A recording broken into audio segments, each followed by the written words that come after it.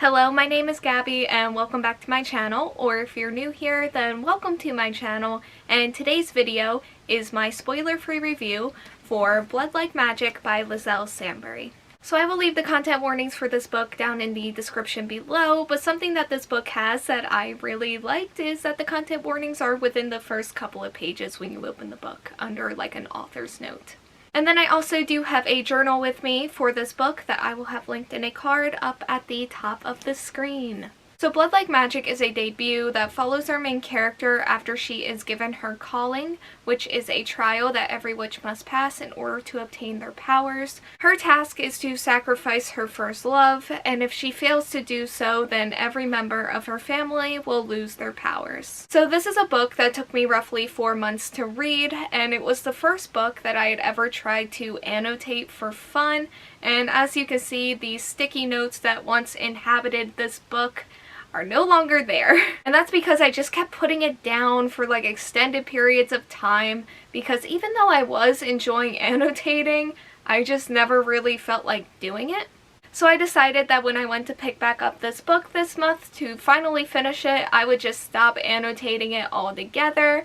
And I was having a pretty good time with this book before I stopped annotating, but after I stopped, it was a much more pleasant experience for me, and I ended up liking this book more than I originally did when I started it. So we're going to start with our characters, and we're just going to talk about Voya. She is our main character, and I enjoyed getting to know her. I found quite a few of her personality traits to be kind of relatable, and she also undergoes a lot of growth in here, which I love seeing. And even though I did struggle with the pacing in this book, which we'll talk about more later, her growth still felt reasonable and realistic to me, which is something that I find to be just very important when it comes to deciding whether or not I like a character, or even whether or not I like a book, and I definitely like Voya.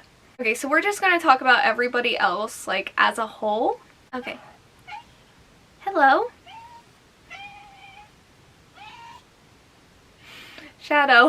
It feels like every character is important and has a role to play, even if we're not seeing them all the time, like even if they're not on the page. Which I feel like sometimes when books have this many characters as this book has, or let's face it, even books with fewer characters than this book has, sometimes these kind of characters can tend to feel like a little bit flat. But that was not the case for me with this book, and it really felt like almost everyone really came to life on the page. What are you talking about? Shadow, I love you. I said I love you. Oh man. Shadow! Why are you causing so much trouble? Oh my goodness. So next I want to talk about the relationships, and there are 3 relationships that I want to talk about specifically. First, I want to talk about the romance, and then I want to talk about the dynamic between Voya and her cousin, and then I want to talk about the dynamics of Voya's family as a whole.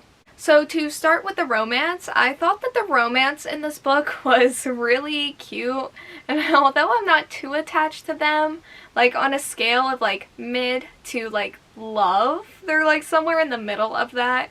And I thought that they had a really fun dynamic with each other, and I just really enjoyed reading about them, which, like, on that note, I feel like there's some really strong and fun dialogue in this book, just like in general, but also especially between these 2 characters. As for Voya and her cousin, this was another dynamic that I found to be really interesting due to the nature of one of their powers, and I won't give anything away besides that.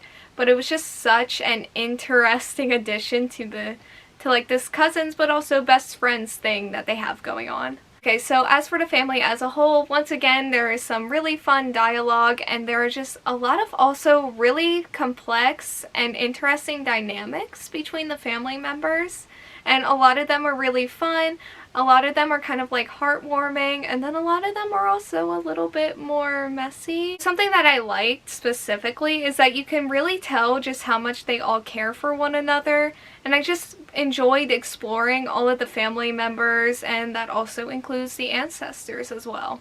Okay, so let's talk about the setting. The setting in this book takes place in the future, and there's like a lot of high-tech and sci-fi, I guess, type of elements, which I thought was like a really interesting pairing for like the witchy stuff, and I'm honestly not sure if I was feeling it all the time. I did get a little overwhelmed by this world at first and like the explanations and like that tech area when it first got presented to me as a reader, but I eventually got it. And I think it's all cool and interesting, and it all plays into the story in some really complex ways that I think just added like positively to this world and just like as a whole for me. Like I feel like I know a lot about this world and I enjoyed that even if I don't feel as though it was working for me all of the time. Speaking of the story, I feel like there is just so much that goes on in this book. I feel like after this review is over, I'm gonna remember like 10 more things that I wanted to say here but that I just forgot. I feel like I could see the author's outline in my head while reading, which isn't a bad thing, but it's what my brain has connected to the reason for me not loving the pacing of this book. And that's certainly not the case for like all of this book, but it's the case for quite a few parts of this book for me. This is also a story that dives into various ancestors and also tells their stories. It's a story that does get dark at times, and it doesn't like stray away from the ugly parts of our past and our current present, which I guess would be their past too now because they're in the future. And it takes like those topics and conversations that are very much still relevant to our present day and places them into a future setting and shows how these conversations have evolved in this world specifically over time. I also really like the witchy elements in here and how they played into the story.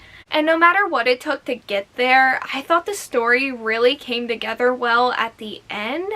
And it made me understand like some of the previous, I guess for lack of a better word, complaints that I had while reading this. Like by the end of the story, I was able to like pick out things from like towards the beginning. I was like, oh, that matches here, and yeah, stuff like that. I did mention a couple of videos ago that I thought I may have predicted the ending about halfway through this book, and that unfortunately did end up being the case for the most part. I didn't get all of it, thankfully, but I got like the bigger parts of it, which is kind of disappointing, but at the end of the day, I still just really enjoyed this book. I had a lot of fun, I felt engaged and invested in it, and I'm also really looking forward to reading the sequel when that comes out. Is that out? I don't think it's out yet. No, I don't think it's out yet. I'll put it on the screen. And I ended up giving this book 4 out of 5 stars. Okay, so that is all I have. I'm not sure if I covered everything that I wanted to, like I said before, and well, I'm probably pretty sure that I didn't. I don't think of something later, but for now, this is it. Thank you all so much for watching. Like, comment, subscribe, hit the bell, and answer the question that'll be around here if you want to do that. And hopefully I will see you here next time. Bye!